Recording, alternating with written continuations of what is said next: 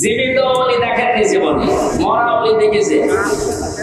বিভিন্ন গাছতলায় আস্তানায় শুয়ে আছে মরা ওলি মনে করে। জীবিত ওলি যদি কেউ বাংলাদেশে দেখতে চান, কোন দরবারে যাওয়ার দরকার নেই, ডাক্তার শফিকুর রহমানের দিকে তাকাবেন, ওটা টাটকা জিন্দা ওলি। আমি নিজে সাক্ষী দিচ্ছি, তার যে ইবাদতের মাত্রা, তাতে ইখলাস, দ্বীনের জন্য যে কুরবানি এবং আল্লাহর প্রতি তার যে তাওয়াক্কুল কোন পর্যায়ে আপনার মাথায় ধরবে না। আমি 4 দিন তার সাথে ছিলাম, দেখেছি আল্লাহ মানুষকে এরকম ধৈর্য দেয়। তার ছেলেটা ওই সময় জেলখানায়, তার বউ অসুস্থ, তার দলের লোক হাজার হাজার লক্ষ লক্ষ পালিয়ে বেড়াচ্ছে, অধিকাংশ জেলখানায়, সবকিছু তাদের শেষ 15 বছরে। অথচ লোকটার ভেতরে কোনো টেনশন, কোনো চিন্তা, কোনো চাপ নেই।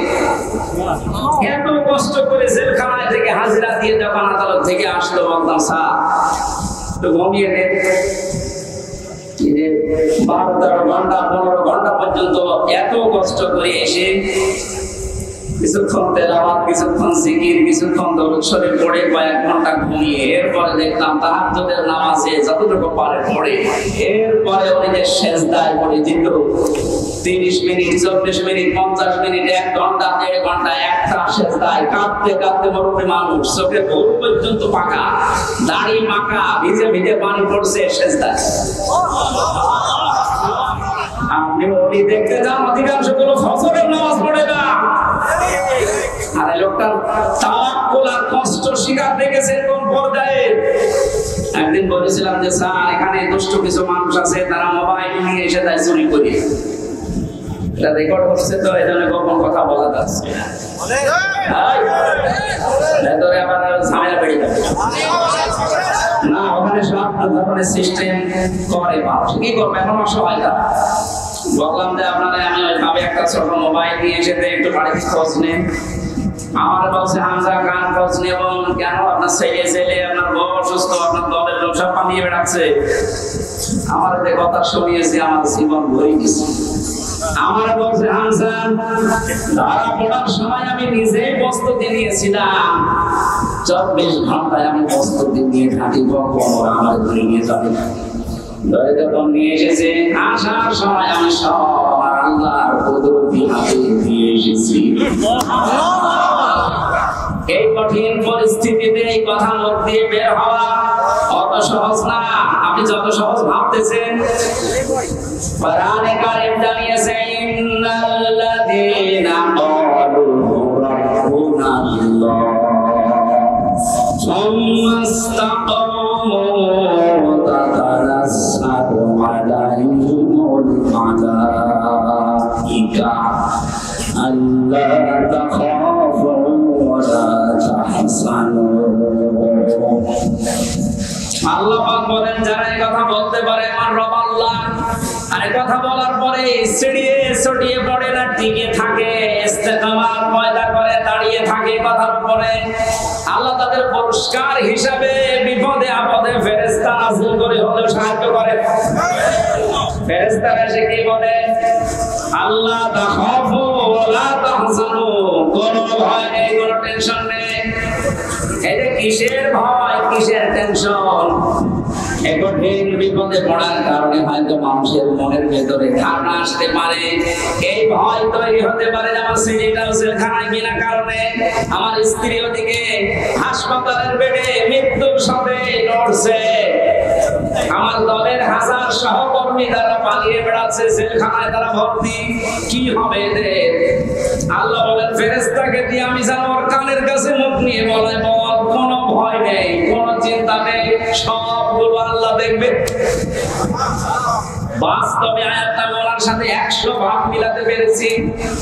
অথচ কোন আলেমকে পর্যন্ত দেখেছি হাওয়া করে কাঁদতো মায়ের পরিবেশের কথা চিন্তা করে। মনিয়ত মানুষ কান্নাকাটি তো বাইরের পরিবেশের জন্য দূরের কথা, চিন্তার কোন ছাপও এই চেহারার ভেতরে আমি পাইনি। আলহামদুলিল্লাহ রাব্বিল মাশরিকি ওয়াল মাগরিবি الذي خلق كل شيء وأوجب علينا الإحسان بالوالدين ونشهد أن لا إله إلا الله وحده لا شريك له وأشهد أن محمدا عبده ورسوله سيد الكونين صلى الله عليه وعلى آله وصحبه وأتباعه أجمعين ليلا ونهارا في الطرفين فقد قال الله تعالى في كلامه المتين وقرآنه الكريم أعوذ بالله من الشيطان الرجيم بسم الله الرحمن الرحيم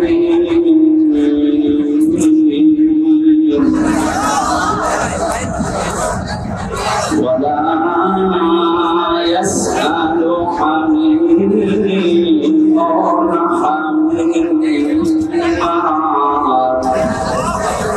يبصرونه يود المجرم لو يفتدي من عذاب يوم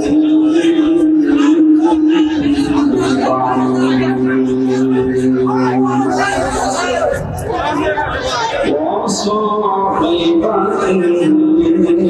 وأخيه وفصيلته التي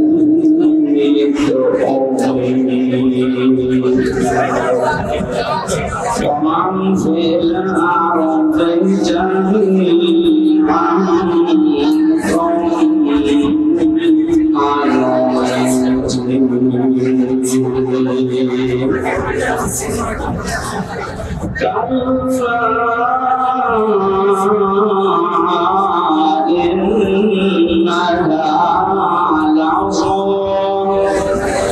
نزاعة للشوى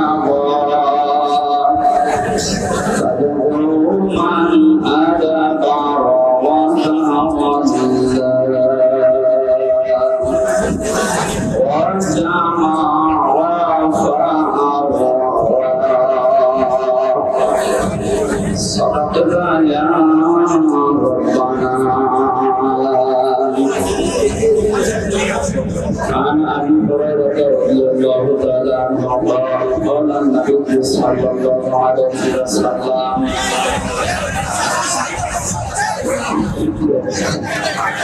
আপনারা আওয়াজ বন্ধ করেন না চাই করেন আওয়াজ বন্ধ করেন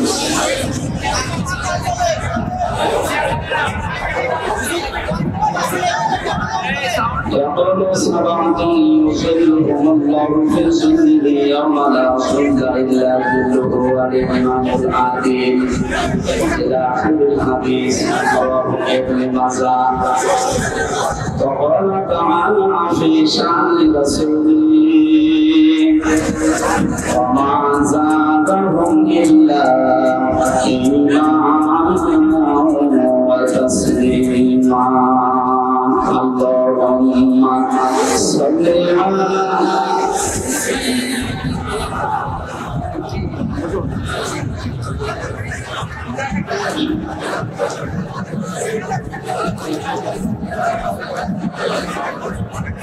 আলহামদুলিল্লাহ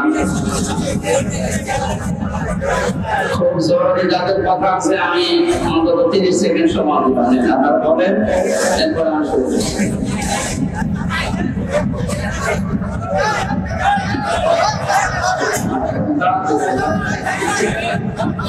সেকেন্ড রয়ে আছে তাড়াতাড়ি করেন আর কথা বাকি আছে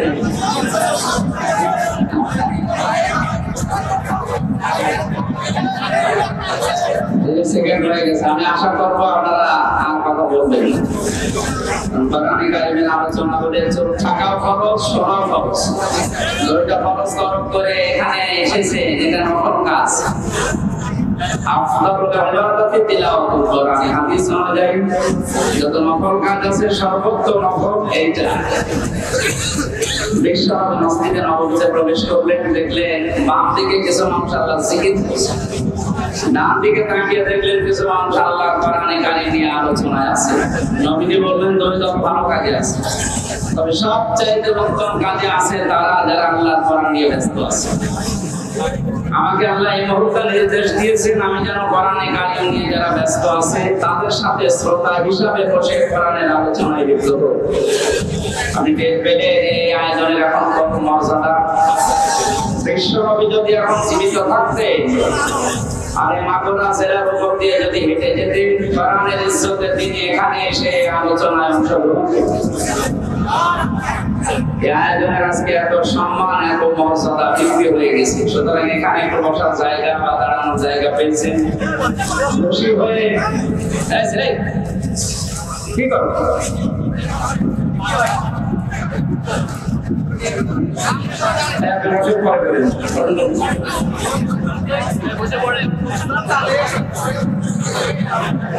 বাংলাদেশের ঐতিহ্যবাহী জেলা মাগুরা মোহাম্মদপুর থানার অন্তর্গত চালিমিয়া মাদ্রাসা প্রাঙ্গণ বাবুখালী হাফিজিয়া ও কওমি মাদ্রাসার উদ্যোগে 21তম বার্ষিক ঐতিহাসিক তাফসীরুল কোরআন মাহফিলের স্বনামধন্য সভাপতি বিশিষ্ট ইসলামী চিন্তাবিদ শিক্ষাবিদ জনাব মাওলানা মতিউর রহমান, সম্মানিত পরিচালক হাফেজ মোহাম্মদ হাবিব হোসেন, এতক্ষণ যারা কথা বললেন ফরিদপুরের সন্তান হাফেজ কারি মাওলানা নাইমুল ইসলাম, মঞ্চে বসে আছেন বাংলাদেশ জামায়াতে ইসলামী মাগুরা জেলা শাখার শ্রদ্ধাভাজন জেলা আমির, বসে আছেন আপনাদের মাগুরার কৃতি সন্তান বিশিষ্ট ইসলামিক চিন্তাবিদ আইনজীবী মুফাসসির কোরআন বড় ভাই জনাব মাওলানা জাহাঙ্গীর আলম, নাম হাসান আপনার ওলামা ইকরাম, সামনে বসা মুসলমান ভাইরা, পর্দার আড়ালের সম্মানিত মা এবং বোনেরা, প্রশাসনের ভাইরা, প্রাণপ্রিয় মাগুরাবাসী, জাতি বর্ণ ধর্ম নির্বিশেষে কোরআনের অনুষ্ঠানে আজকে যারা ইবাদত মনে করে এসেছে বলেন আলহামদুলিল্লাহ। এটা ইবাদত চলছে নাকি চলছে? নামাজ যেমন ইবাদত মনে করে পড়ে, নামাজে দাঁড়ালে যেমন এদিক ওদিকে তাকানো যায় না, কথা বলা যায় না, শুধু ফ্যান গণনা করা যায়।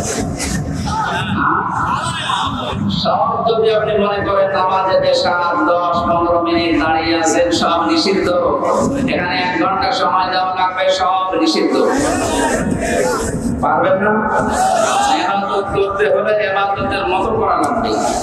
যেখানে আছেন যদি ওই অবস্থায় আপনার জীবন কেটে যায়, লাতার কাবন না তবাক বানান তবাক, নবী যেখানে আছেন ওখানে থাকলে হবে না, আপনাকে উপর উঠা লাগবে। এক স্তর থেকে আপনাকে আরেক স্তরে নিয়ে যেতে চায়। বাচ্চারা যখন জন্ম দেয় দেখবেন ছোটবেলায় এই জন্মগ্রহণ করা বাচ্চাগুলো মানুষ ডাক্তারের কাছে নিয়ে যায়। ডাক্তার প্রথমে ওজন দেয়, মনে করেন 1 বছর বয়স ওজন হয়েছে 3 কেজি, কত 3 কেজি বা 5 কেজি 1 বছরের ওজন। এই 5 কেজি বাচ্চাকে আপনি 2 বছর পরে আবার নিয়ে গেলেন, ডাক্তার আবার ওজন দিচ্ছে 5 কেজি আছে। কি অসুস্থ না সুস্থ? জন্মের পর থেকে আমরা মনে হয় দেশে মুসলমান হয়ে, যেহেতু জন্মগ্রহণই করেছি মুসলমানের ঘরে, আর 96% মুসলমান এই দেশে আছে, এই কারণে এরকম অনুষ্ঠানগুলো আমরা অন্তত দেশে আবহমান কাল থেকে চলে আসতেছি। আমরা কয়েকদিন আগে একটা জরিপ পেয়েছি, মক্কা থেকে মদিনায় ইসলাম যাওয়ার আগে মুহাম্মদ রাসূলুল্লাহ সাহাবী এবং নবীদের মামাতো ভাই এই বাংলাদেশে ইসলাম অলরেডি নিয়ে এসেছিলেন। এই বাংলাদেশ, ভারত, পাকিস্তান এই এলাকাতে একটা মসজিদের সন্ধান পাওয়া গেছে উত্তরাঞ্চলে। তার মাটি পরীক্ষা করে দেখা গেছে এই মসজিদটা 1473 বছর আর এই 7 বছর কত হয় 80 বছর। আপনি নবীজির জন্মের যে হিসাবটা আছে যদি হিসাব করে দেখেন, যারা গবেষণা করছে তারা বলছে যে এই সময় এই মসজিদের এখানে প্রতিষ্ঠা, মৃত্তিকা গবেষণাগারের রিপোর্ট অনুযায়ী এই বিশ্ব নবী ওই সময় দুনিয়ায় 3 বছর বেঁচে ছিলেন। তার মানে নবীজি এই পৃথিবীতে জীবিত থাকতে এই দেশে ইসলাম চলে এসেছে। কথা বুঝতেছে?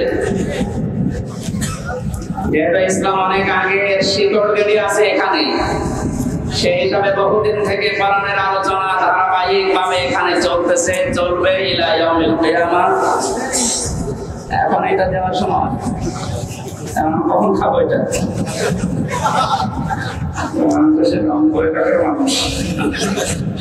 রামপুরের এলাকার মানুষকে আমরা একটু উল্টাপাল্টা নাম ডাকি। আমরা করোনা বিভাগের লোক, আমার বাড়ির এই পাশে কুষ্টিয়া। করোনা বিভাগের যে 10টা জেলা বাংলাদেশে যত জেলা আছে সবচেয়ে বেশি ভালোবাসি আমি এই 10টা জেলা, এরপরে বাইরে। তো ওই সমস্ত উত্তর অঞ্চলের রংপুর বিভাগের যে জেলাগুলো আছে এই মানুষগুলো একটু সহজ সরল, যেটা রেকর্ড হয়েছে ওদের আমার মন খারাপ হবে। মানে এমন সহজ সরল, গাড়িতে আপনি হরেন দেবেন তো সাইড দেবে তো তাকে আরো দেখে যে কি আসছে। আমি আসার পরে এনার কাছে বলেছিলাম একটা লবঙ্গ দিয়ে, আমি সময় পাইনি খাবার খাওয়ার, একটা লবঙ্গ দিলে এখন কম খাবো। ঠিক আছে, তারপর যে এসেছে সে ফিরে আপনাকে তার মাহফিল শেষ করে খাবো। এই জন্য আবহমান কাল থেকে যে নিয়ম নীতির সাথে আমরা অভ্যস্ত, তার ভেতরে আজকের এই অনুষ্ঠানটা অন্যতম। এই 53 বছর স্বাধীন হওয়ার পর থেকে অন্তত আমরা এভাবে চলতেছি কোরআনের আলোচনা, এর আগেও এভাবে চলতেছে। 53 বছর আগেও আপনি যা শুনেছিলেন এখনো কোরআনে কারিমের আলোচনা ওইভাবে, হয়তো ধাঁচ পাল্টিয়েছে, শুনতেছে। এর আগেও আপনার ওজন ছিল 5 কেজি, 53 বছর পরে এখন আপনার ওজন 5 কেজি। আপনাকে সুস্থ না অসুস্থ? অন্তর্বর্তীকালীন সরকারের প্রধান উপদেষ্টা যিনি ডক্টর মোহাম্মদ ইউনূস, উনি যেদিন চেয়ারে বসেন ওই দিনের পরেই ঘোষণা দিয়েছেন বাংলাদেশে অন্যান্য ধর্মের অনুষ্ঠান যেভাবে চলে, মুসলমানদের কোরআনের আলোচনা চলতে কারো প্রয়োজন অনুমতি নেওয়ার প্রয়োজন নেই।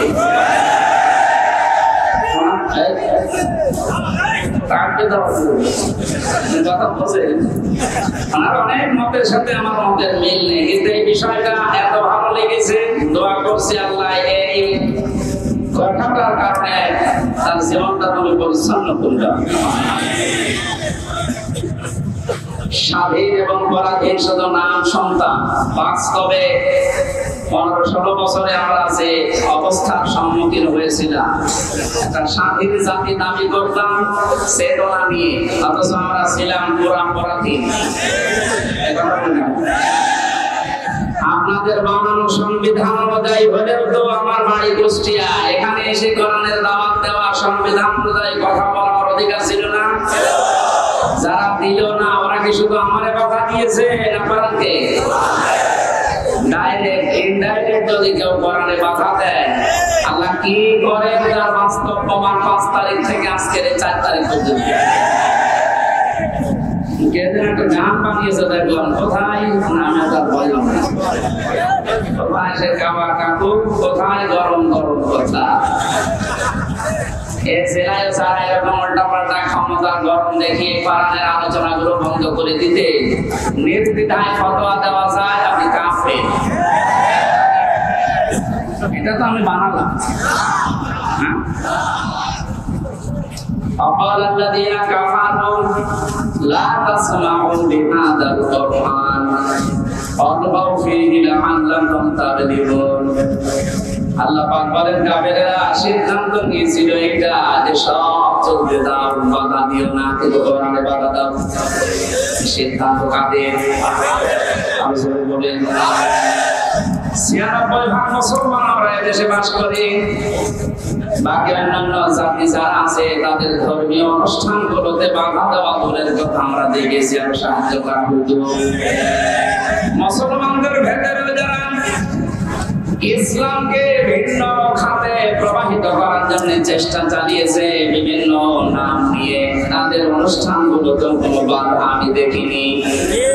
বিশেষ করে পীর নামে, পীর তত্ত্বের নামে যে ইসলাম প্রচার করা হয়েছে এই দেশে, একটা বানানো ইসলাম, যেমন তাহিদি ভাই করেছিল, নজরুল বছর নয় ভণ্ডারি করেছিল, আবু সুফিয়ান আল কাদরি ভাই করেছিল। এই সমস্ত জায়গাতে আমি নিজে দেখেছি, বাধা তো নেই। পাশে 5 কিলোমিটার দূরে তাফসীর মাহফিল, বাধা তো দিয়েছে, গ্রেফতার করেছে। কোরআনের আয়াত অনুযায়ী বোঝা যাচ্ছে কোরআন যারা বাধা দেয় কোরআন প্রসারে কায়েমে, এরা কাফের। সিদ্ধান্তটা মুসলমানদের না, সিদ্ধান্ত কাফেরদের। কাদের বলে তো? এখানে একটা মাসলা বলছি, কেউ যদি কাফেরকে কাফের মনে না করে সে কাফের। যেখানে আমি 3টা বছরের ভেতরে সবচাইতে বেশি এই কথাটা মাওলানা মামুনুল হকের কাছে শুনেছি। উনি মাঝে মাঝে বলতেন, হামজা যদি বাইরে যেতে পারি কাফেরের জানাজায় যাব না, কবরে যাব না। বললাম ভাই আপনি এই বিষয়টা নিয়ে তো বেশি কথা বলেন। দেখো কোরআনে কারিমে আল্লাহ জানিয়েছেন, ওয়ালা তুসাল্লি আলা আহাদিন মিনহুম মাতা বাদাউ ওয়ালা তাকুম আলা কবরি ইলা আখিরি আয়াত।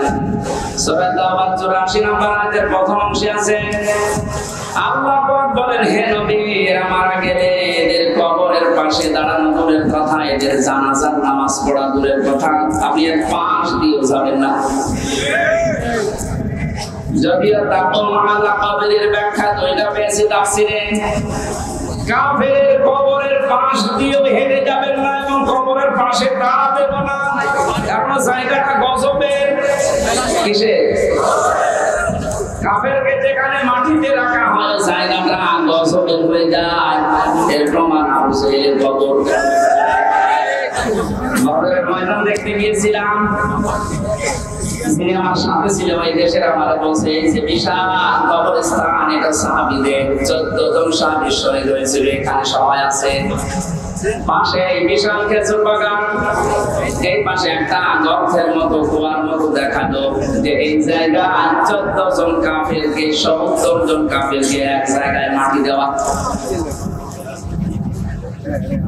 আমার বলছে ওপরে একটা শয়তানের কবর। শয়তান মানে আবু জাহেলের। বলে তার আদর করে এভাবে মাটি দেয়, লুপ্ত করে দিয়েছে।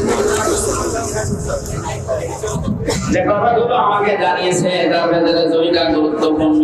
1 নম্বরে বলে, হুজুর এখানে কিন্তু বহু পানি আসে, যে পাশে যে কুয়া, গ্যালন গ্যালন পানি উঠতেছে এখান থেকে। এখানে পানি আসার পর কোন গাছ আজ পর্যন্ত জন্মায় না। পাশে দেখেন খেজুর বাগান, কি তরতাজা গুজরেছে। আপনার কি মনে হয় কি আল্লাহ আপেল খাওয়াচ্ছেন?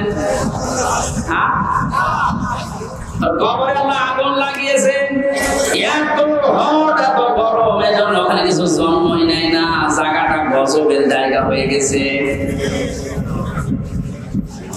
কাবা শরীফ তাওয়াফ করার পরে উপর দিয়ে ঘুরছিলাম, হঠাৎ দেখে আমার পেটে ব্যথা করছে। এক পুরুষকে ডাক দিয়ে বললাম, ভাই এতক্ষণ তো ভালো ছিলাম, এখন আমার পেটে ব্যথা করছে, কি করবো? আমার কাছে হাজির হজ্জা তাই না মিলা দোকান।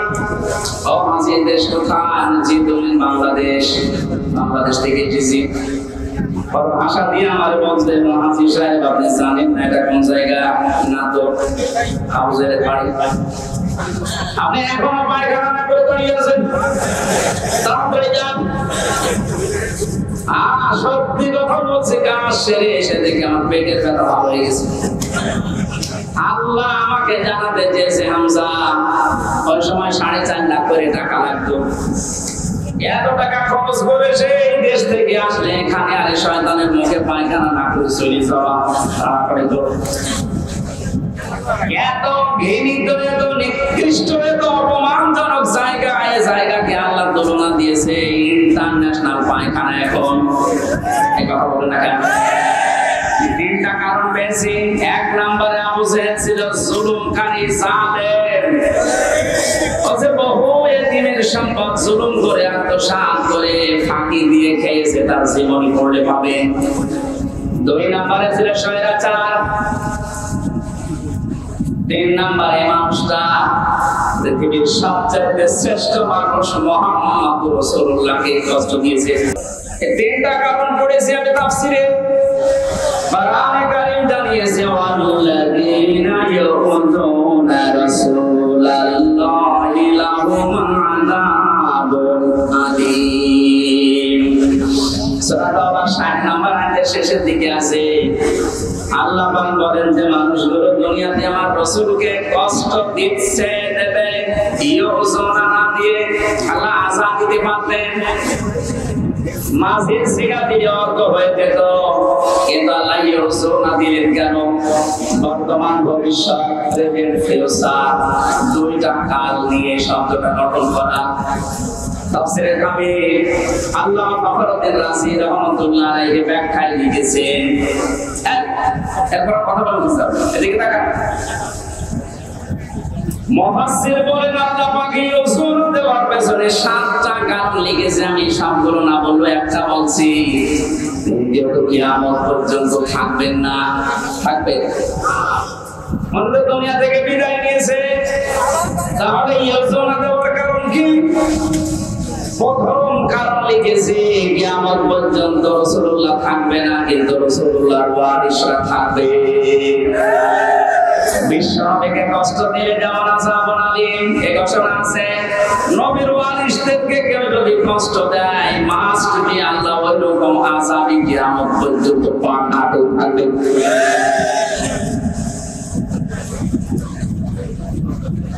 এই আয়াত অনুযায়ী বোঝা যাচ্ছে আজ নবীজি দুনিয়াতে নেই, বিশ্বনবীর ওয়ারিস যারা আলেম, সত্যিকারের আলেম যারা, আলেম হলে হবে না, আলেম তো বহু আছে, আমরা দেখতে পাচ্ছি। ফরিদউদ্দিন মাসুদ আলেম,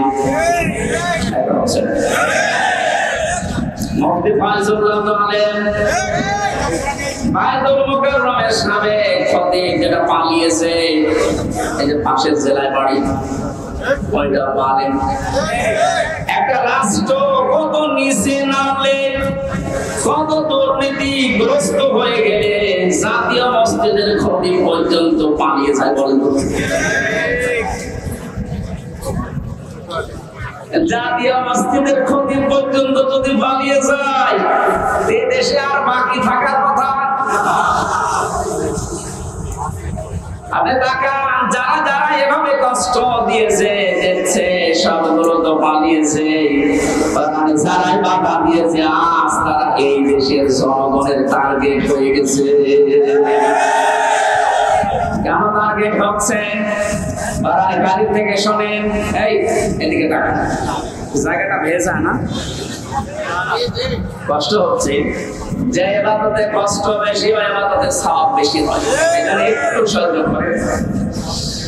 সূরা আলে ইমরান 4 নম্বর পারা 12 নম্বর পৃষ্ঠা 9 নম্বর 7 নম্বর লাইনের 178 নম্বর আয়াত। এটা রব্বুল আলামিন বলেন, ওয়ালা ইয়াহসাবান্নাল্লাযীনা কাফারু আন্নামা নুমলি লাহুম খায়রুল লিআনফুসিহিম ইন্নামা নুমলি লাহুম লিয়াজদাদু ইসমা ওয়া লাহুম আযাবুন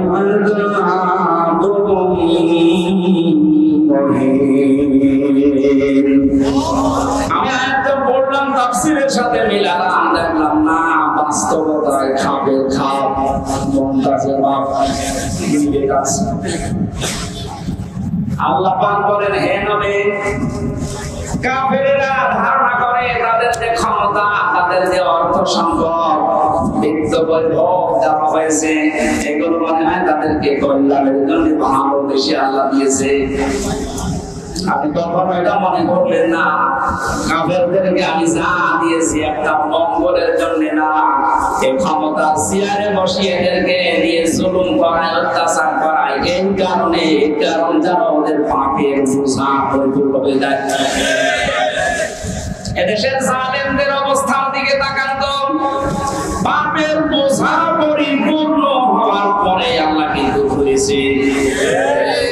এই 12-16 বছর বহু মহারথী চেষ্টা করেছিল এই জালেমদের বিপক্ষে, এক সুযোগ নড়তে পারে নাই। আপনি কি মনে করছেন বেরিয়ার হত্যায় কারো কোনো হাত ছিল না? সব এখন বের হচ্ছে। এখন তিনি স্বরাষ্ট্র মন্ত্রণালয়ের দায়িত্বে আছে, আজকে ঘোষণা দিয়েছে সব আমি বের করবো। এটা তার ফেরেশতা এসে ঘটায়নি। আমি 3 বছর জেলে থাকা অবস্থায় বহু বেরিয়ারকে পেয়েছি। এই মানুষগুলোর কথা শুনলে যত কঠিন হৃদয়ের মানুষও মন নরম হয়ে যাবে, অথচ জালেমদের মন নরম হয়নি। পঞ্চগড়ের এক মুরব্বীকে পেয়েছিলাম, মনে হয় মাঝে মাঝে বলতেন, হুজুর আমার আর 1 মাস পরে আমার চাকরি শেষ হয়ে যেত, কিন্তু বিনা কারণে এই যে 14 বছর আমি আটক অবস্থায় আছি। আপনি এই লোকটা কিয়ামতে যদি বিচার দেয় আপনি কি জবাব দেবেন? অন্যগুলো বাঁধি দিলাম। একটা দুইটা না, আমি প্রায় 12টা-13টা বিষয় সামনে আনতে পেরেছি। সর্বশেষ 2024-এর হাজারের উপরে গণহত্যা। পাপ যখন পরিপূর্ণ হয়ে গেছে, আল্লাহ বলেন ইন্না বাদশা রাব্বিকা লাশাদীদ। হে নবী, আপনার রবের ধরা বড় শক্ত ধরা। আমি এমনিতে কাউকে কিছু বলি না, কিন্তু যারে ধরি পরে আর ছাড়ি না। এমন ধরা ধরেছে, আপনি দেখলেন দরবেশ পর্যন্ত তাকে ফিরেছে। গত বর্ষদিন আমার যত মামলা ছিল সব খারিজ করে দিয়েছে। আমি যখন আদালত থেকে বের হচ্ছিলাম দেখলাম হাজি সেলিম, এর নামে হাজি লাগালে কোনো আমার 5 সেলিম হাও মাও করে ইজলাসে কাঁদতেছে। পরে অপকর্মের ফেরেশতা এই 16 বছরে শয়তান এত অপরাধ করে নাই।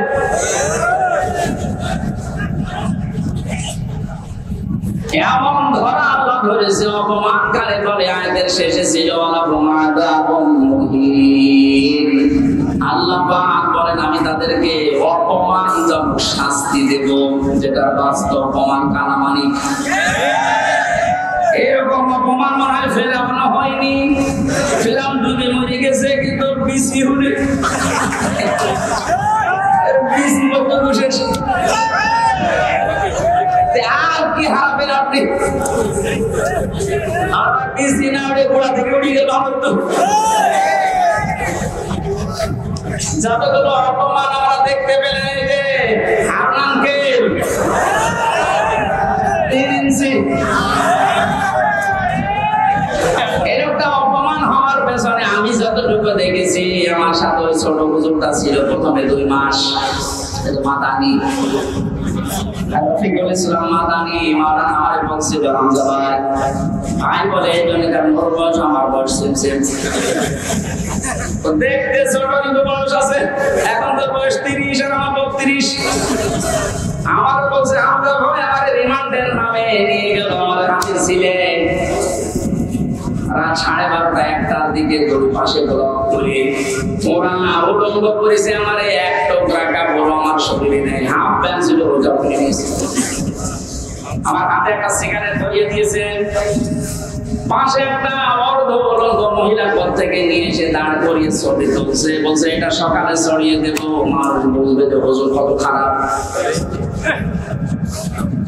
আমার হুজুর আমার এত অসহায় মনে হচ্ছিল নিজেকে, চোখের পানি ফেলে কাঁদলাম, ডাক দিয়ে বললাম মাবুদ তোমার কোরআন আমি 100 ভাগ বিশ্বাস করি। তুমি যা দেখলে যা শুনলে আমি তো জানি, আমি কিচ্ছু জানি না বিষয়। আমাকে যে প্রশ্নগুলো করে এর সাথে আমি ন্যূনতম জড়িত না। সন্ত্রাসবাদী আইনে মামলা দিয়েছে উল্টাপাল্টা করে। এক এসআইকে ডাক দিয়ে বললাম ভাই আমার সাথে কথা বলছে, রাস্তা তো ব্লক করা, কেউ আসতে পারে না।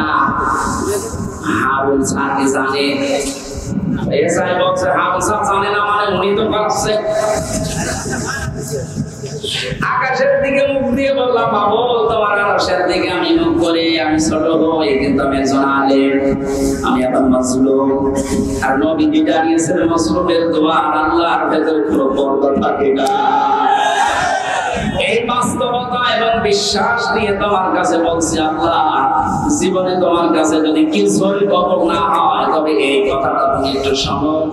আমাকে যেভাবে অপমান করেছে যার নির্দেশে তাকে তুমি কিছু দেখিও। আল্লাহ দেখিয়েছেন জীবিত অবস্থায় 3 ইঞ্চি, মহিলা পর্যন্ত জিকির করছে 3 ইঞ্চি। কত নিচে নামাবে বলেন? এত গেল 3 ইঞ্চি হিসাব। আমার মনে হয় যে চেহারা এখন লুকিয়ে আছে, যদি রাস্তাঘাটে জনগণ পার পিটিয়ে ফেলবে।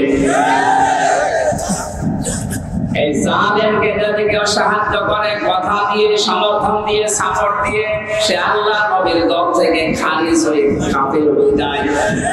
কত বড় ভয়ঙ্কর কথা তিরমিজির হাদিস। কেউ যদি জালেমকে সাহায্য করে, সহযোগিতা করে, কথা দিয়ে, সাপোর্ট দিয়ে, যেভাবে হোক যদি জালেমকে কেউ সহযোগিতা করে, নবীজি জানিয়েছেন সে আমার উম্মত থাকে না। ও বাংলার মুসলমানেরা, নবীর উম্মতের বাইরে যারা তারা কি আরো জোরে নাম ভালো লাগবে। সুতরাং জুলুমের সাথে যারা জড়িত ছিলেন, বাংলাদেশ জামাত ইসলামের শ্রদ্ধাভাজন আমির ডাক্তার শফিকুর রহমান ঘোষণা দিয়েছেন, আমরা সাধারণভাবে আমাদের কোনো অভিযোগ নেই, আমাদের রাজনৈতিক দল হিসাবে যত জুলুমের শিকার মাফ করে দিলাম, কিন্তু ব্যক্তিগত ভাবে যদি কেউ জুলুমের শিকার হয়ে থাকে আরো যদি প্রতিশোধ নিতে চায় ওই পরিমাণ আমাদের পক্ষ থেকে বাধা নেই। সেই হিসাবে আমি যেহেতু ভিকটিম, আমার মাটির নিচে গিয়েছিল আয়না ঘর, শুধু আপনি নাম শুনেছেন আর আমি ছিলাম ওখানে। 3টা বছর আমাকে ফাঁসির কন্ডের সেলের ভেতরে তালাবদ্ধ করে 24 ঘন্টা আটক রাখতো সিসি ক্যামেরা দিয়ে।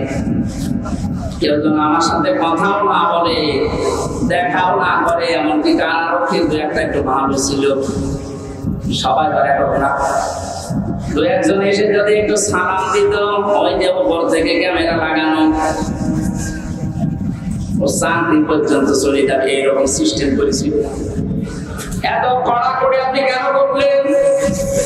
এই জুলুমের সাথে যারা নিযুক্ত ছিল, টপ্প গঠন যে কয়টা, যেহেতু পরশুদিন আমার মামলা পুরাটা আদালত খারিজ করে দিয়েছে, কোনো দোষ আমার পাইনি, তাহলে বোঝা যাচ্ছে বিষয়ে আমি কিছু জানি না। কোরআন নিরপরাধ নিরপরাধ মানুষকে যারা বেকার 3টা বছর শাস্তি দিল, তাদের বিরুদ্ধে এখন এরকম 3 বছরের শাস্তি আমিও চাই।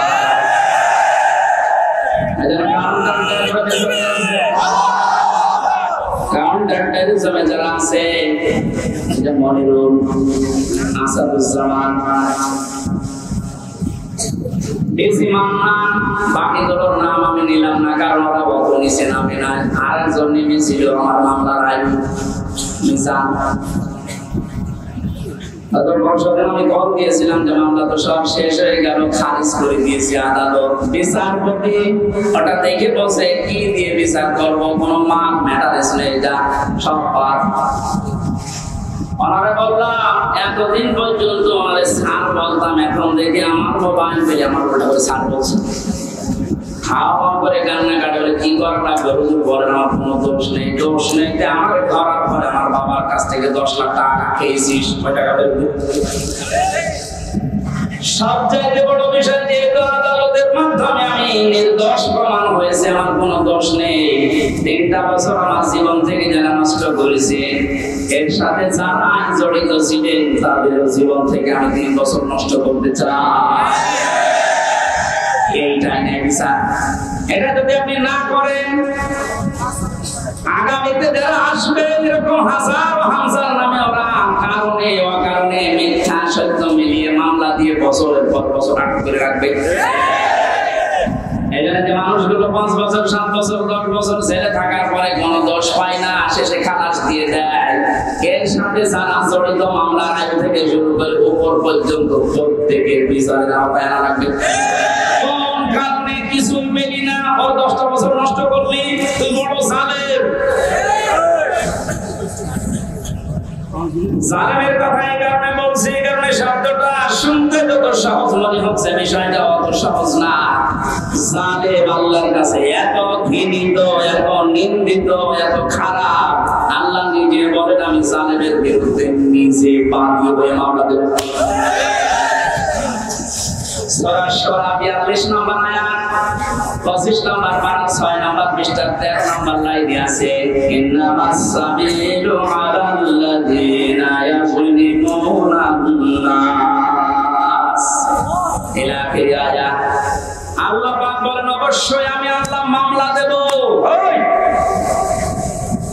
আল্লাহ নিজে মামলা দায়ের করবে, নিজে কেস করবে, নিজে অভিযোগ দায়ের করবে ওই সমস্ত মানুষদের বিরুদ্ধে যারা মানুষ হয়ে মানুষের উপরে জুলুম করেছে। জালেম যারা, এটা রেকর্ড হচ্ছে, আপনিও শুনতেছেন, যেখানে লুকিয়ে আছেন কান খাড়া করে শোনেন। জালেম যারা, তাদের দুনিয়াও শেষ, আখিরাতও শেষ।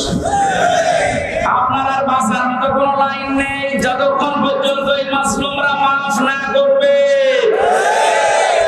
আর আমার তো যতটুকু বাস্তবতায় ধারণা আমি দেখেছি, বাংলাদেশের 18 কোটি মানুষ যদি আপনাকে মাফ করে দেয়, আইনা ঘরের সাথে যারা জড়িত ছিলেন, ব্যারিস্টার আরমানের বউ আপনাকে মাফ করবে না।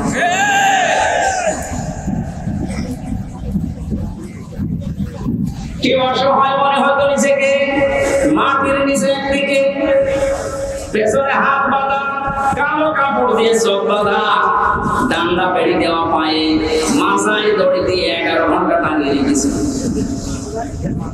তাদের একটা অপরাধ করতাম, মেনে নিতে পারতাম, কিচ্ছু জানি না ওই বিষয়ে। কোন পাগল কোন ছাগল না এসে সিরাজগঞ্জ থেকে গেছে সংসদ ভাঙবে একটা কাঁচি নিয়ে, তাই পুলিশে ধরেছে, এখানে কে সংসদ থেকে ফেলবো। কাঁচি দিয়ে সংসদ ভাঙা যায়? বোম মারলে ওড়ে না, আর তুমি কাঁচি নিয়ে এসেছো। ওনাকে বলেছে যে আমি হুজুরের ওয়াজ শুনে উদ্বুদ্ধ হয়ে সংসদ ভাঙতে এসেছি। কোন হুজুর? আমি রামদা, ধরে নিয়ে আয়। এই আমার অপরাধ। আমি বারবার বলার চেষ্টা করেছি 164 এ ম্যাজিস্ট্রেটের কাছে, স্যার আমার ওয়াজ আপনার মোবাইল আছে, আপনি দেখেন তো আমি কোন ওয়াজ করলাম যে আমার ওয়াজ শুনে উদ্বুদ্ধ হয়ে সংসদ ভাঙতে গেল। আমার হাত বাঁধা, কিছু করার নেই। বিচার ব্যবস্থা কোথায় নামিয়েছেন আপনি? এই ব্যবস্থার কারণে হাজার হাজার মানুষের জীবন নষ্ট করেছে, দুনিয়া থেকে পর্যন্ত বিদায় করে দিয়েছে। হাজি সেলিমের যে টর্চার সেল পুরান ঢাকায়, ওখানে নাকি মাটির নিচে যেখানে অত্যাচার করতো, ওখানে অনেক হাড় গোড় পাওয়া যাচ্ছে, তার মানে অনেক মানুষের মৃতদেহ আছে। শয়তান কালকে দেখলাম কাঁদতেছে, এজলাসে আমি কিছু জানি না, জানি না মানে ওরা ডিম দেওয়া দরকার। জালেমদের কোন ছাড় নেই, যারা এই জালেমদের সহযোগী ছিল, একটা কেউ যেন ক্ষমা করা না হয়। 1628 জন মানুষ দায়িত্বে ছিল, মেন জালেম যে তার পক্ষে ছিল 1728 জন চেয়ারধারী লোক, এদের একটা বিচার না করে ছাড় দেওয়া যাবে না। যদি ছাড় দিয়ে দেন, আগামীতে কিন্তু এই জুলুম আবার আসবে। এইবার বাংলাদেশ জামাত ইসলামের যিনি শ্রদ্ধাভাজন আমির ডাক্তার শফিকুর রহমান একটা ঘোষণা দিয়েছে, আমরা এক জালেমের কাছ থেকে মুক্ত হয়ে আর কোন জালেমকে দেখতে চাই না। এই কথাটা অনেকেই নিজের গায়ে বেঁধে নিয়েছে। আরে ভাই, আপনি কি আপনার নাম ধরে বলেছে? তাহলে আপনি নিজের জুলুম করবেন এরকম আশায় আছেন, এই কারণে নিজের নামে বেঁধে দিয়ে নিচ্ছে।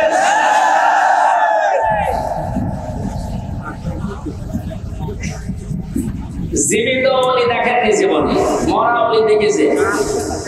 বিভিন্ন গাছতলায় আস্তানায় শুয়ে আছে মরা ওলি মনে করে। জীবিত ওলি যদি কেউ বাংলাদেশে দেখতে চান, কোন দরবারে যাওয়ার দরকার নেই, ডাক্তার শফিকুর রহমানের দিকে তাকাবেন, ওটা টাটকা জিন্দা ওলি। আমি নিজে সাক্ষী দিচ্ছি, তার যে ইবাদতের মাত্রা, তাতে ইখলাস, দ্বীনের জন্য যে কুরবানি এবং আল্লাহর প্রতি তার যে তাওয়াক্কুল কোন পর্যায়ে আপনার মাথায় ধরবে না। আমি 4 দিন তার সাথে ছিলাম, দেখেছি আল্লাহ মানুষকে এরকম ধৈর্য দেয়। তার ছেলেটা ওই সময় জেলখানায়, তার বউ অসুস্থ, তার দলের লোক হাজার হাজার লক্ষ লক্ষ পালিয়ে বেড়াচ্ছে, অধিকাংশ জেলখানায়, সবকিছু তাদের শেষ 15 বছরে, অথচ লোকটার ভেতরে কোনো টেনশন, কোনো চিন্তা, কোনো চাপ নেই। এত কষ্ট করে জেলখানায় থেকে হাজিরা দিয়ে যখন আদালত থেকে আসলো, বলতাম স্যার তো ঘুমিয়ে নেন। 12-13 ঘন্টা 15 ঘন্টা পর্যন্ত এত কষ্ট করে এসে কিছুক্ষণ তেলাওয়াত, কিছুক্ষণ জিকির, কিছুক্ষণ দরুদ শরীফ পড়ে কয়েক ঘন্টা ঘুমিয়ে এরপরে দেখলাম তাহাজ্জুদের নামাজে যতটুকু পারে পড়ে, এরপরে ওই যে সেজদায় পড়ে যেত 30 মিনিট, 40 মিনিট, 50 মিনিট, 1 ঘন্টা, 1.5 ঘন্টা একটা সেজদায় কাঁদতে কাঁদতে মুরব্বি মানুষ, চোখে ভোর পর্যন্ত পাকা, দাড়ি মাখা, ভিজে ভিজে পানি পড়ছে সেজদায়। আপনি ওলি দেখতে যান, অধিকাংশ গুলো ফজরের নামাজ পড়ে না। আর এই লোকটার তাওয়াক্কুল আর কষ্ট স্বীকার দেখেছে কোন পর্যায়ে। একদিন বলেছিলাম যে স্যার এখানে দুষ্ট কিছু মানুষ আছে, তারা মোবাইল নিয়ে এসে তাই চুরি করে, এটা রেকর্ড করছে, তো এই জন্য গোপন কথা বলা যাচ্ছে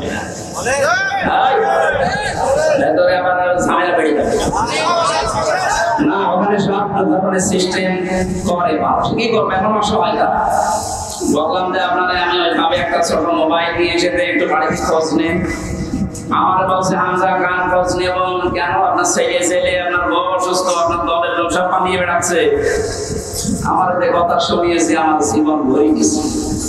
আমার বলছে হামজা, ধরা পড়ার সময় আমি নিজেই প্রস্তুতি নিয়েছিলাম, 24 ঘন্টায় আমি প্রস্তুতি নিয়ে থাকি, কখনো আমার ধরে নিয়ে যাবে না।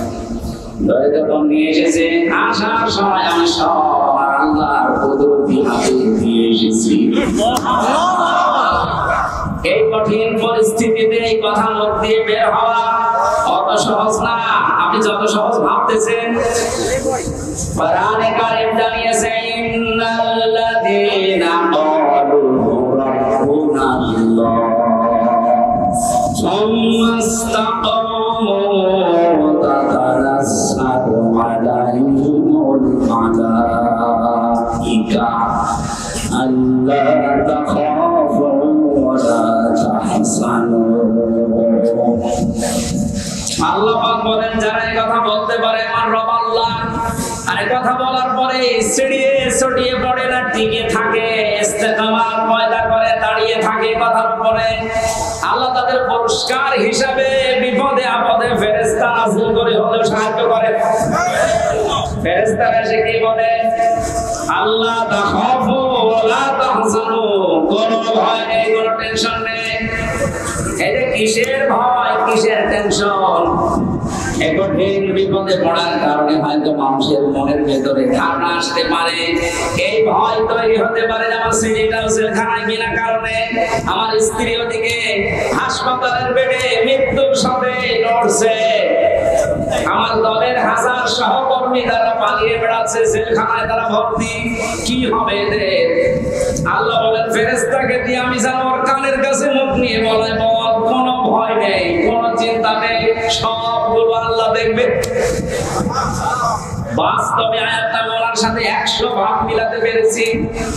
অথচ কোন আলেমকে পর্যন্ত দেখেছি হাওয়া করে কাঁদতো বাইরের পরিবেশের কথা চিন্তা করে। অনিয়ত মানুষ কান্নাকাটি তো বাইরের পরিবেশের জন্য দূরের কথা, চিন্তার কোন ছাপও এই চেহারাতে করে আমি পাইনি। কোরআনের সাথে যে লোকটার জীবন মিলে যায়, হাদিসের পাতার সাথে যার জীবন মিলে যায়, সে ওলি। যারা তাদের দুনিয়া শেষ, আখিরাতে তো আপনি আল্লাহর বান্দার আসামি হয়ে বসে আছেন। যিনি বিচার করবেন, যিনি রায় দেবেন, তিনি যদি মামলার বাদী হয়, কে দাঁড়াবে আপনার পক্ষে? এটা আপনার আখিরাত শেষ, দুনিয়া শেষ কেন বলছি?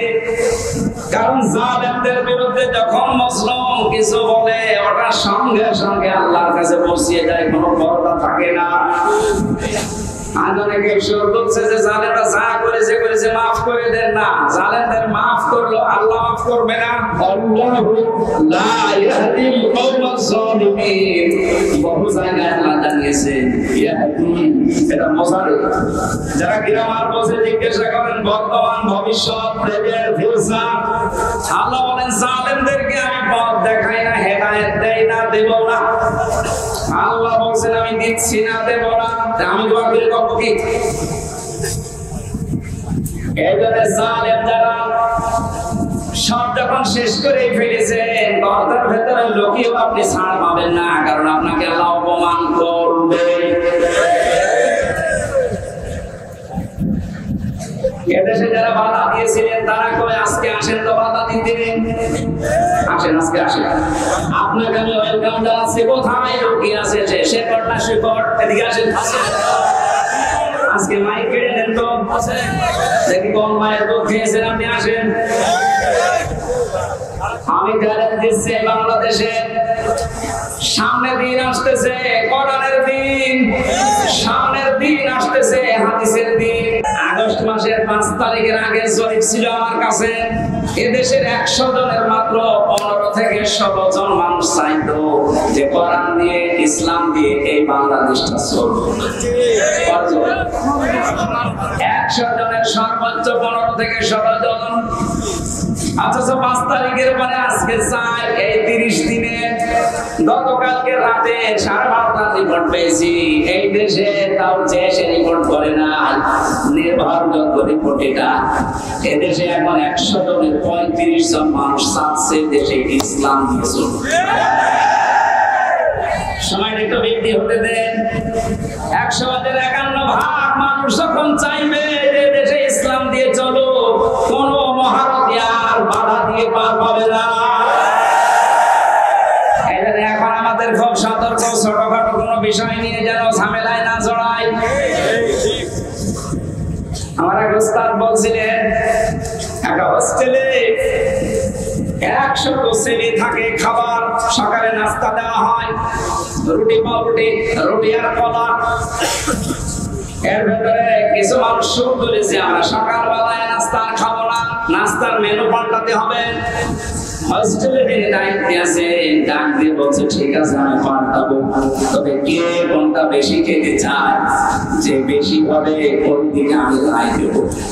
ভোটের সিস্টেম করেছে, রায় যখন এসেছে 20 জন চাই ওই আগের টাই কলা পাউরুটি, 18 জন চাই খেচুড়ি, 15 জন চাই রোল। এভাবে ভাগ করতে করতে দেখা গেল 20-এর সংখ্যা আগে যা ছিল। এবার আপনি বলেন তো 20 বাদ দিলে 100-র ভেতরে থাকে কত? 80 জন যদি সব একমত হতো, এ নাস্তার মেনু পাল্টানো সহজ ছিল না কঠিন ছিল? বাস্তবটা এখন আমাদের সামনে। এদেশে নাস্তিক, মুরতাদ, রাম, বাম, এই ইনু নুনু এ মেলা আর কালাম অনেক বেশি না। এরা যা চাচ্ছে এরা খুব মিলে হলেও 20 জন হবে। আর আমরা যারা টুপিওয়ালা আমরা 80 জনের উপরে, ওই 15 জন, 18 জন, 16 জন গুলো না করে আমরা যদি সব এক হতে পারি, নাস্তার মেনু এতদিন যা চলছে এটা পাল্টানো সম্ভব। কারণ এই 53 বছরে বাবা চালিয়েছে, আমরা দেখেছি।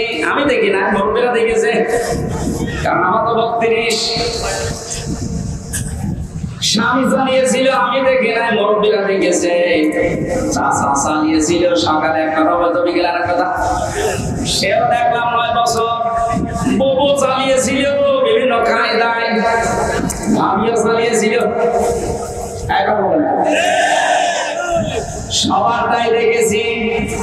এখন শুধু বাকি আছে কোরআন দিয়ে সংসদ চললে কেমন দেখা যায়।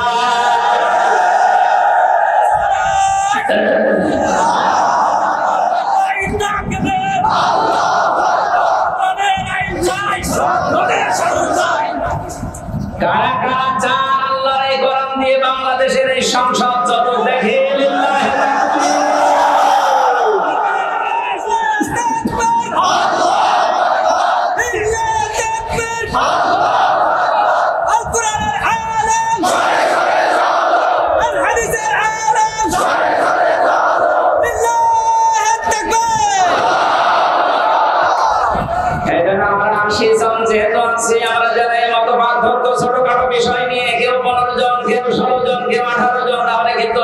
পুলিশ যা এসেছে ওই জায়গায় থেকে যাবে। কথা বলে না কেন? আমরা আর কোনো ছোটখাটো বিষয় নিয়ে মত পার্থক্য করতে চাই না। আমাদের একটা কোরআন দিয়ে সংসার চলবে। এটা অনেক জালেমরা তো বুঝেছিল, পালিয়েছে। অনেক মুনাফিক এখন অনেকে মুনাফিকি করছে, বুঝতেছে, এজন্য শোধ করছে না। এভাবে আর চলতে দেব না। তাড়াতাড়ি তাড়াতাড়ি, কিসের তাড়াতাড়ি? আপনি কি স্বাধীন করে দিয়ে গেলেন? যারা স্বাধীন করেছে তারা যা বলবে তাদের কথা অনুযায়ী দেশ চলবে। এদের যদি 3 মাস হয়, 3 বছর হয়, 6 বছর হয়, 10 বছর হয়, কোনো অসুবিধা নেই।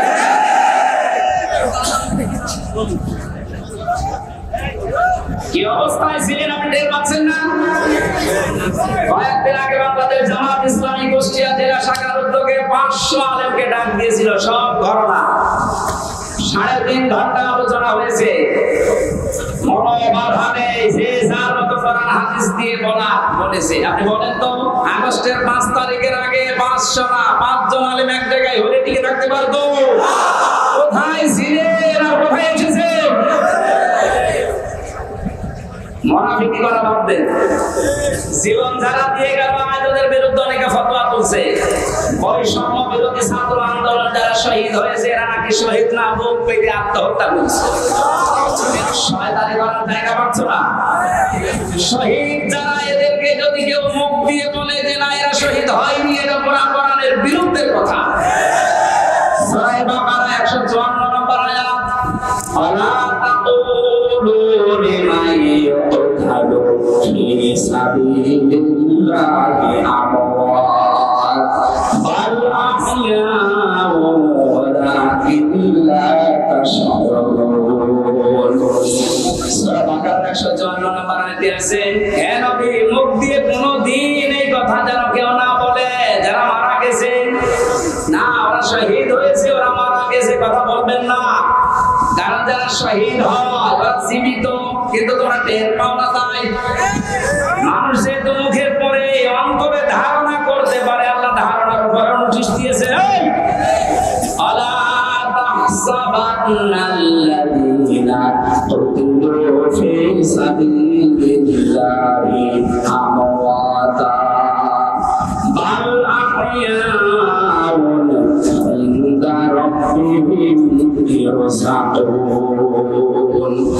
সূরা আলে ইমরান 170 নম্বর আয়াত, আল্লাহ পাক বলেন মুখে তো বলবি না, ধারণাও করবি না যে যারা শহীদ হয়েছে ওরা মরে গেছে। না, ধারণা করা জায়েজ নেই, হারাম। কেন? বালা হইয়া ওরা জীবিত। ওরা কি? আপনি যদি বলেন ইনদা রাব্বিহিম ইরসাকুন, তারা আল্লাহর কাছে রিজিক পাচ্ছে। আমি কয়েকদিন আগে গিয়েছিলাম শহীদ আবু সাঈদ রংপুরে কবর জিয়ারতে এবং বাড়ি দেখতে। ওর বাবা এসে আসার পরে জিজ্ঞাসা করলাম ছেলে মেয়ে কয়টা? 6টা ছেলে, এটাই ছোট ছিল। ও ছোটবেলা থেকে প্রতিবাদী, অন্যায় দেখলে পিছনে হাতে তারপর প্রতিবাদ করত। এত বড় জুলুমের বিরুদ্ধে প্রতিবাদ করার জন্য যেটা হাতে নিয়েছিল, কোন অস্ত্র ছিল? কি ছিল? গাছের ডাল। কালামানি বলছে না, ওর হাতে অস্ত্র ছিল। ডাল যদি অস্ত্র হয়, ওই যে কলা পাতায় শুয়েছিল, ওটা অস্ত্র।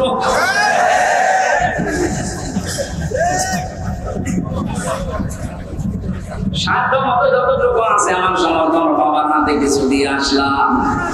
দেখলাম যে প্রতিবাদ করতে যে জীবনটা দিয়েছে, ওর কি আমাদের মতো জীবনের মায়া ছিল না? আপনার জীবনের মধ্যে যেমন মায়া আপনার সাঈদের ওই রকমই ছিল। সাঈদ না, সাঈদ আবু সাঈদ রংপুরে যেভাবে বুকটা পেতে দিয়েছে, দেখেছেন? আল্লাহ যেহেতু জানিয়েছে শহীদরা আমি আল্লাহর কাছে খাবার খাই, আর খাবার খেলে রক্ত কষ্ট চর্বি তৈরি হয় না। কিয়ামতে সাঈদ যখন উঠবে ঠিক ওইভাবে উঠবে। আল্লাহ জিজ্ঞাসা করবে তোর বুকে এতগুলো গুলি, রক্তের দাগ, কিন্তু জবাব দিতে পারবে রব্বুল আলামিন জালেমের জুলুমের সামনে কিছুই পাইনি, জীবনটা দিয়ে দিয়েছি। এটা নিয়ে এখনো পর্যন্ত ফতোয়াবাজি করছেন আপনি। কোনদিনের কথা মনে মনে ভাববেন না, বলবেন তো নাই। বৈষম্য যখন দূর করার জন্য আন্দোলন হয়েছে, আমরা চাই যে সংস্কার যখন আরম্ভ হয়ে গেছে, এদেশের যত রকমের জঞ্জাল আছে সব জায়গায় দ্রুত সংস্কার করা হয়। মাঝে মাঝে দেখি কিছু কিছু ইস্যু তৈরি করে অমুক ঘেরাও করো, অমুক জায়গা চালাও, অমুক জায়গা ধরো। কেন? এই 15 বছর কোথায় ছিলেন আপনি? আনসারের নাম নিয়ে যারা আজ নেমেছে, 42,000 আনসার নিয়োগ হয়েছে বছরে, তার 32,000 গোপালগঞ্জের, আর বাকি 63টা জেলা। আমরা কি ঘাস কাটছি? তার মানে বোঝা গেছে সব আপনাদের বানানো। হিন্দুদের দিয়ে আপনারা চালাতে চেয়েছিলেন বিশৃঙ্খলা তৈরি করে পৃথিবীর মানুষকে দেখাতে, হালে পানি নেয়নি। কারণ এই দেশে সংখ্যাগুরু বলে কিচ্ছু নেই, সব ওই জালেমদের বানানো। ডাক্তার শফিকুর রহমান ঘোষণা দিয়েছে বাংলাদেশে কোন সংখ্যাগুরু নেই। এদেশে যে জন্ম নিয়েছে সেই দেশের বৈধনা। কিসের সংখ্যালঘু, কিসের সংখ্যাগুরু? এই কথা বলে জালেমরা ওদের মন থেকে এই দেশের ইসলামপন্থী মানুষদের ঘেরা করেছে। ওদের দিয়ে যখন শুরু করেছিল হালে পানি নেয়নি, তারপর শুরু করেছে আনসার দিয়ে। আরে ভাই, পুলিশ দিয়ে যদি দেশটা চলতে পারে, আনসার ছাড়া চলবে একা। যদিও আমি পুলিশ প্রশাসনে যারা আছে তারা এখন সবাই খারাপ না, কয়েকটা লোকের জন্য এই বিভাগের উপরে মানুষের যে রাগ, আমার নিস্তালায় ভালো ছিল পুলিশ। 5 তারিখের পর থেকে কোথায় গেছে আল্লাহ জানে, আল্লাহ জানে। 14 জন মারা গেছে আমার বাড়ির সামনে, পুলিশ এইভাবে অস্ত্র ঠেকিয়ে দিয়েছে। এজন্য মানুষের এত রাগ, থানা পর্যন্ত ভরিয়ে দিয়েছে, জানিয়েছে যদি ওই সাহেব আলী নামে যে দারোগাটা ওই যদি পান, ও যেমন গুলি করে করে মেরেছে, ওরে আমরা পিটিয়ে একেবারে আনারের মতো 14 টুকরা বানাবো। ভয়তে আজও পালিয়েছে, কালও পালিয়েছে। কিন্তু আমার বাড়িতে যে ছিল, ও ছিল রাস্তার পুলিশ, ওই ট্রাফিক পুলিশ, কিন্তু ওই ভয়ে পালিয়েছে। এই প্রশাসনের এরপরে এখনো পর্যন্ত আমাদের যাদের ক্ষোভ সবার জন্য না, যে কয়েকজনের নির্দেশে এই গণহত্যা হয়েছে, এদের কারণে এই বিভাগটা নষ্ট হয়ে গেছে। মানুষ এদের উপর আস্থা আনতে কিছু সময় লাগবে, কিন্তু যারা এর জন্য দায়ী, আমরা এই বটন যে কয়েকজন এদের শাস্তি দাবি করছি। এরা বহু মানুষের বুক খালি করেছে, এদের জন্য আয়না ঘরে হাজার হাজার মানুষের হাড় পাওয়া যাচ্ছে। আপনার বিবেক জীবনও সায় দেবে না যদি আয়না ঘরের দৃশ্য দেখে। একটা মানুষ এত শক্ত হতে পারে। আমার সাথে যে আলেমটা ছিল মুফতি ফখরুল ইসলাম, মাঝে মাঝে রাতের বেলা দেখতাম কেঁপে উঠছে। কি ভাই, কি হয়েছে? ভাই, আমার ওই আয়না ঘরের কথা মনে হয় মাঝে মাঝে। এই পায়ের নিচ দিয়ে হাত দিয়ে সামনে যে রড ঝোলানো আছে, রডের সাথে দিয়ে হ্যান্ডকাপ দিয়ে লাগিয়ে রাখতো। 1-2 ঘন্টা না, দিনের পর দিন, মাসের পর মাস। আমার মাঝে মাঝে মনে হতো, আল্লাহ, এই দুনিয়াতে মনে হয় সবচাইতে বড় নিয়ামত একটু শুয়ে থাকা। এটা যে কত বড় নিয়ামত আমি ওই ঘরে থেকে বুঝতে পেরেছি। টয়লেট করার